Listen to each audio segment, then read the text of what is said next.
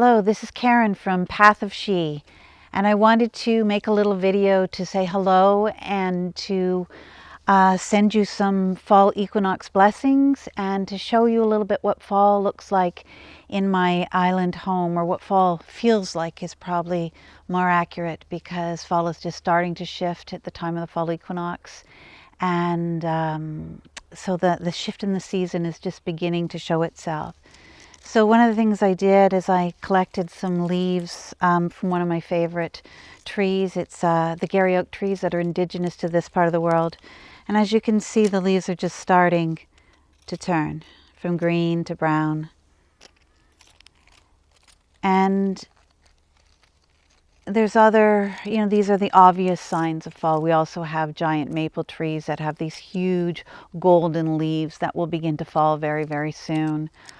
But more how you feel fall at this time of the year, and maybe it's the same in your world, is that it's the change in the quality of light that really sets the tone or sets the energy flavor of the fall season and the shifts that are going on at the fall equinox.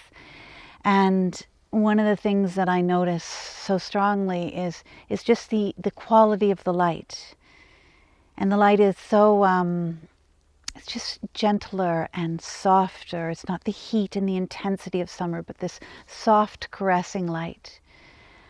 And the temperature is in here on Salt Spring, it gets very damp. The rain is soon going to come. And so the dampness is already in the air, and the coolness on my skin.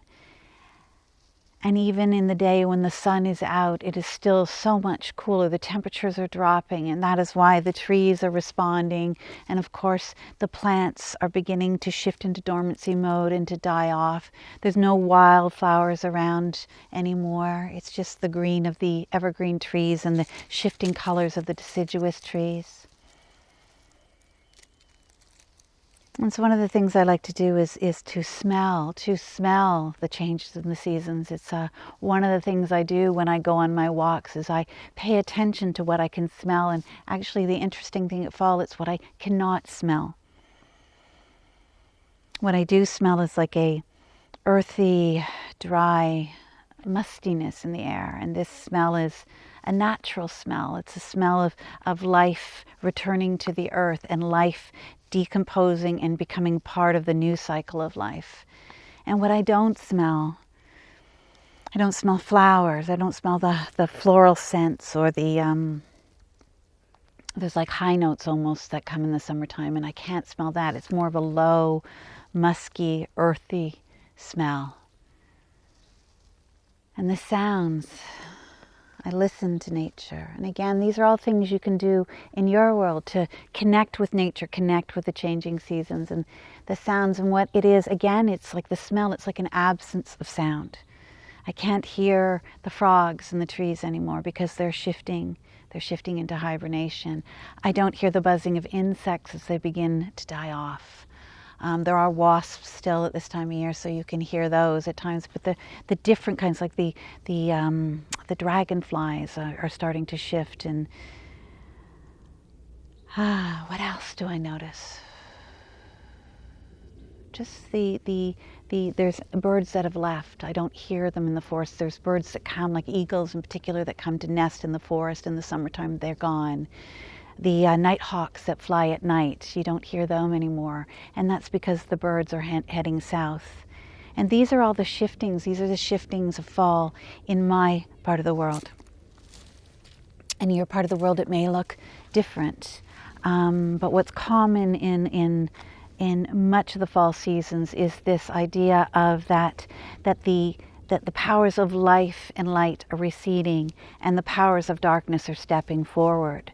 And that's really what the fall equinox is all about. When we think about fall equinox on a kind of a cosmological level, or what's happening in the celestial level, it's the time when the sun is directly over the equator, and that light and darkness are in balance because day and night is equal all over the world. And that is what happens on the fall equinox, is that moment of balance between light and darkness, between life and death. And then the balance shifts, and the light recedes, and the powers of darkness strengthen. and all the things that I've just noticed and named is the way that nature shows us this natural dance between light and dark and between life and death. It shows us that life returns to darkness, that life turns inward, that life becomes quiet and dormant and returns to the mysteries and the powers of the sacred dark, of the darkness. And these are the kind of things that we focus on, or that we think about, or we put our intention to on the path of She, is we look for the deeper patterns in nature and what they have to teach us about ourselves, what they have to teach us about our own journey of soul. And these powerful days, these days when the seasons are shifting, what we call Sabbats on a pagan path, which are like the holy or the special days throughout the year. And we know those as, in particular areas, the equinoxes and the solstices, that those are power moments. Those are power moments when we can notice the shifts in these elemental powers of light and dark and life and death that govern life on earth. And they govern us as well. It's not just nature, it's not just the trees, but it's also us. It's also our flesh and bones and our soul notice these changes, and they speak to us and they teach us about our own journey of unfolding in life, our own journey of transformation.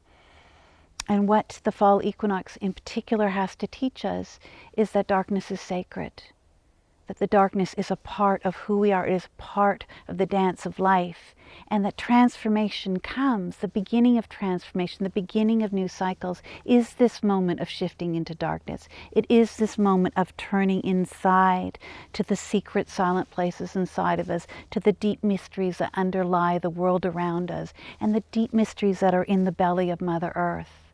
Like, these are the energies that speak to us humans as well as the wild world.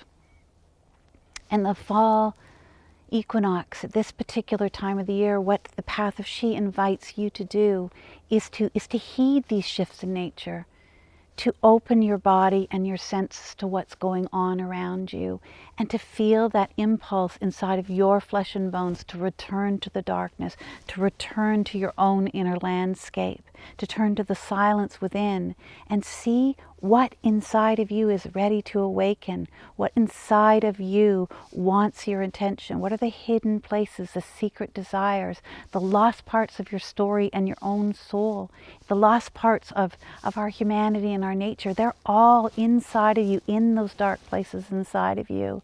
And on the path of She, what we do on the path of She is invite you to remember that sacred darkness inside of you. We invite you to go inside, to make your own journey inside and see what is in there that wants your attention, that wants to emerge.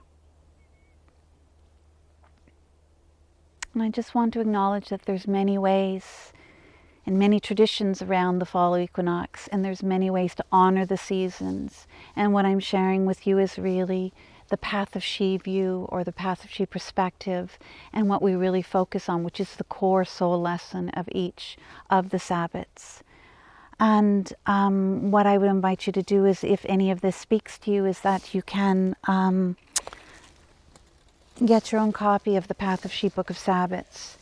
And this book is of the 8 Sabbats, starting with the fall equinox. And inside you'll find the soul teachings of nature and of the goddess, and exercises and a guided meditation to take you deep into these mysteries of the sacred darkness, to take you deep into the mysteries of the fall equinox.